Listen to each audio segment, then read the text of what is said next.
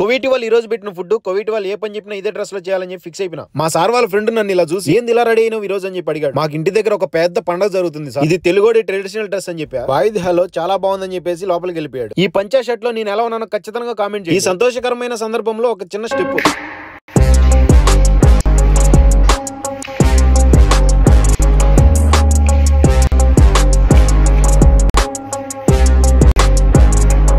బాగా నవ్వుకున్నారు కదా, జస్ట్ ఊరికే ట్రై చేశా. మనకి ఇప్పుడు జిమ్యా డ్యూటీ పడింది, ఇదే పంచులో వెళ్ళి కొనుక్కొని పక్కనే మన తెలుగు వాళ్ళ హోటల్ ఉంటే నాటుకోడి పులుసు వడలు కూడా తీసుకొని వచ్చాను. జిమ్యా దగ్గర చాలా మంది కోవిటి వాళ్ళు కొత్తగా చూసారు. పండగంటే ప్రతి ఒక్కరికి గుర్తొచ్చేది పక్కా నాటుకోడి. స్మెల్ చూస్తా అంటే నోరు ఊరిపోతుంది, ఇంట్లో చేసినట్టే ఉంది. మా కోవిటి వాళ్ళు మచ్చిపూస అన్నం పెట్టించారు, ఇంకా వడలో నాటుకోడి పులుసు వేసుకున్నాము. ఒకే ప్లేట్ లో నా రూమ్మేట్ నేను కూర్చొని తీసేసి ఇదే ఇంటి దగ్గర ఉంటే పండగ వేరే లెవెల్లో ఉండేది. ఈ గల్ఫ్ దేశానికి వచ్చిన ప్రతి ఒక్కరికి ఫ్యామిలీ కోసం సర్దుకొని పోవడం అలవాటు అయిపోయింది. వడలు నాటుకోడి పులుసు మాత్రం వేరే లెవెల్ ఉంది. బట్ ఫ్యామిలీతో పండుగ జరుపుకునే ప్రతి ఒక్కరు ప్రతి సంవత్సరం ఇలానే పండుగ జరుపుకోవాలని మనస్ఫూర్తిగా వీడియోలో కామెంట్ చేసి please like and subscribe. Bye.